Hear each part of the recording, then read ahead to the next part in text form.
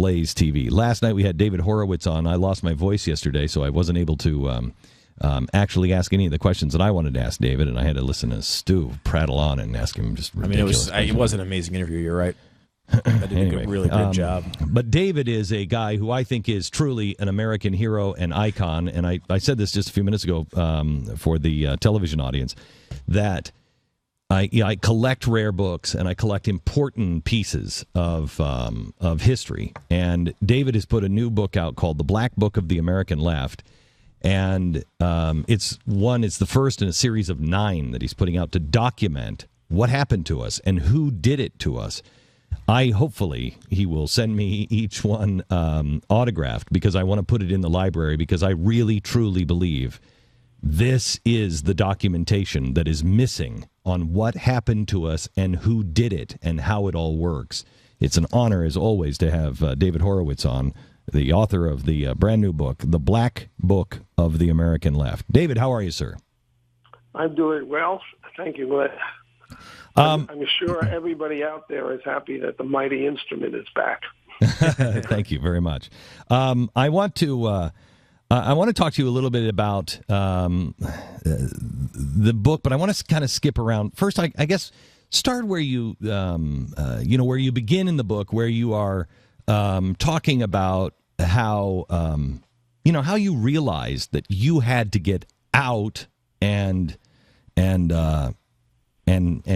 thinking that you were going to get out and expose it in the New York Times. Explain what happened with the Black Panthers real quick. I raised a lot of money. I was introduced to the Black Panther Party by a Hollywood producer. And I raised a lot of money and bought a Baptist church. It was a white Baptist church that had been overtaken by Oakland's inner city. For them to use as a school, they the party had a lot of children, even though it was a gang. I didn't realize it was a criminal gang, but it was. Did you really, David? Did you really? Because you grew up, your parents were communists. They called themselves progressives, but they were communist, getting their orders from Russia. And so you grew up in all of this. Did you really?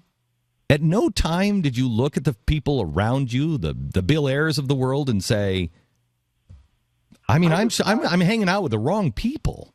I despised Bill Ayers and said so at the time.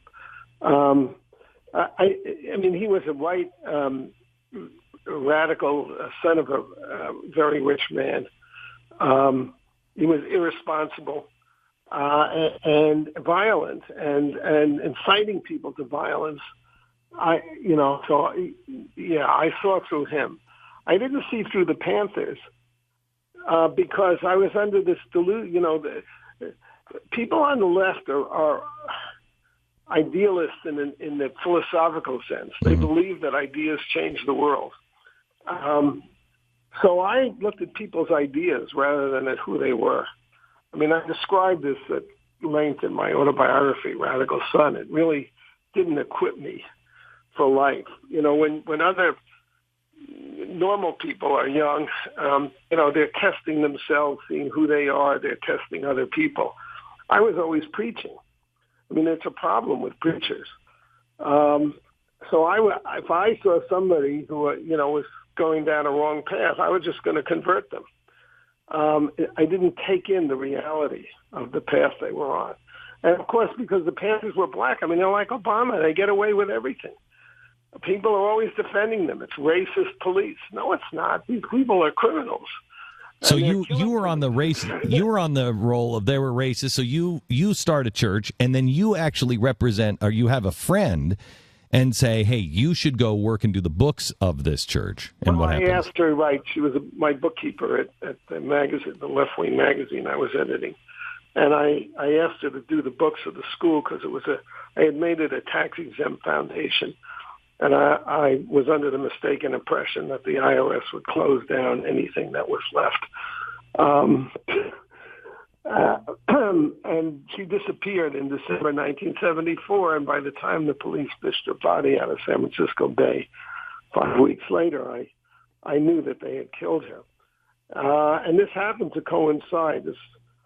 with the America's retreat from Vietnam, something that the leaders of the Democratic Party today are very proud that they accomplished by cutting off the economic aid to the Cambodian and Vietnamese regimes. And they proceeded to slaughter 2.5 million people with no protest from the left. And that was my awakening. And this was in early 1975. But I was devastated by the death of this woman because, of course, I felt responsible, and I couldn't understand why I didn't see the dangers. It took me 7 years, really, to come out of the Depression and become a conservative. And so then Reagan, by this time, Reagan is in, and Reagan 7 years prior had to have made your head explode, but I was scared of Reagan. Because I saw the Cold War the way the left does, and now the way all of our school children are going to see it, since Oliver Stone has made this communist utopia. Film. He made a 10-part series for Showtime, which is going to be shown in the schools, which is a straight communist version of the Cold War. So in the communist version, the Soviet Union was the victim, and we were the bad guys. Jeez. And that's the way progressives think. And again, the reason I put together this book is because I know that conservatives are still scratching their heads and saying, how the heck did we ever get to this point and get this guy like this in the White House? And the answer is over many years, about 20 years, when everybody was sort of asleep as this was happening. And the Black Book of the American Left was largely a record of my, at the time, lonely fight. I don't want to say I was the only one fighting these people, but I was one of the very few who understood who they were. I tell you, David, conservatives were calling them liberals. Thank you for saying that. Oh, it drives me out of my mind when I hear conservatives call people liberal. They're not. They're progressives and they're communists. David, I have to tell you that one of the reasons why I admire you so much is because I know what little, in comparison to what you have gone through, what little I have gone through trying to get this word out, and you were alone for decades, and you never, ever sat down. Let me change the subject here. You talk about neo-communism in the book. Yes. What is the difference between progressive and neo-communist? I don't think there is any. I mean, the whole idea of progressive is that there's this incredible future. Really, it's the kingdom of heaven. There's perfect equal. Everybody's equal. Everybody gets taken care of from cradle to grave. There's not going to be any wars. There's no racial or gender, class prejudice. That's the vision of progressives. That's communism. And what communism is it's a false religion. It's the idea that there's this kingdom of heaven that we can create, that ordinary human beings can create, the politically wise among us. And, this is the story of Babel all over again. It is. Genesis. You shall be as gods. There was actually a progressive psychologist, Eric Fromm, who wrote a book. He was very popular in the 1960s and 50s, but it was "You shall be as gods." No, you won't. I mean, the wisdom of Genesis of the Judeo-Christian religions is to see that we're the problem. It's not society isn't the problem. Society just reflects who we are. How can you expect the people who, have created the social problems to fix them if you give them enough power? Well, that's the thing that, them. We're looking at Detroit now being swallowed into the abyss. And we're watching the American healthcare system going down the same road. And it's the same people. And every time we're watching the Detroitization of America happen happening in real time. Everywhere the Democrats Yeah. have controlled the inner cities. I mean, Detroit had it's the richest per capita city in America in 1961 when the first Democrat seized control, took control, was elected. Right.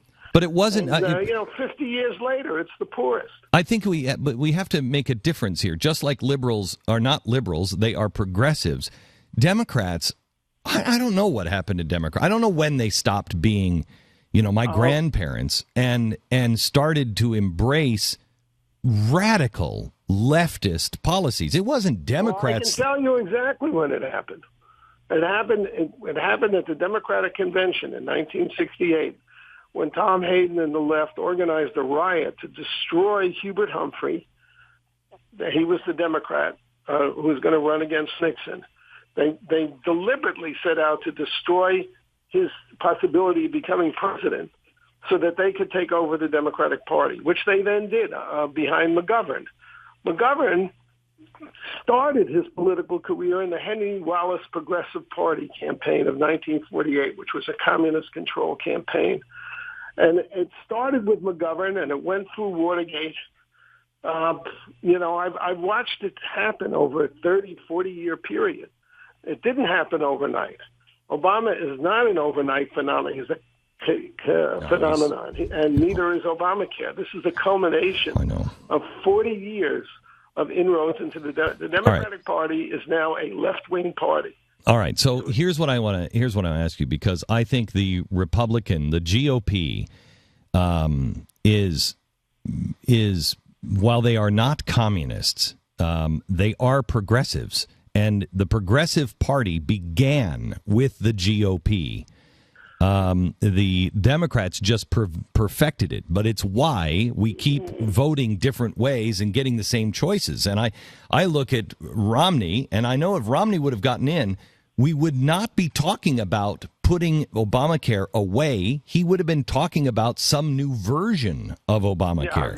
Yeah, because So they're not constant. The Party is a party of, Romney was not a small businessman, but basically it's people in business. Yeah, but it's the same progressive disease, a different form of it. Well, but I look at it a little differently.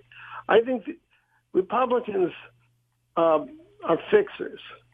They go to Washington to try to fix problems. They believe in this. The American system was set up to make competing special interests compromise with each other. So they have a huge longing to be reasonable and to make deals. You can't really make deals with the devil without selling your soul, jeopardizing your immortal soul. That's basically the problem. David, I only have a couple. The Republican problem is a little different. Although I agree. I mean, it's these deal makers. The Boehners, the McConnells.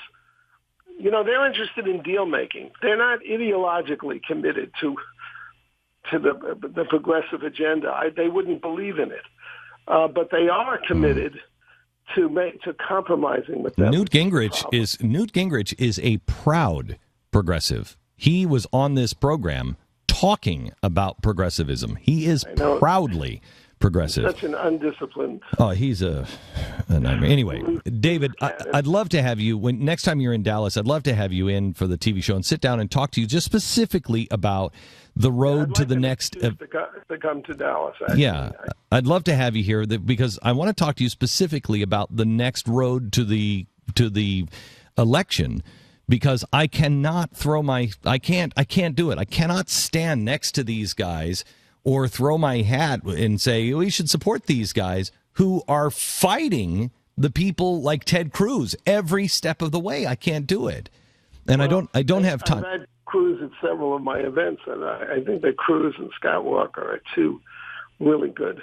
Yeah, conservative Republicans. All right, David, I've got to run now. I've got a hard network break, but I've got to run. But I thank you so much, and we'll have you on again. Thank you so much. Okay.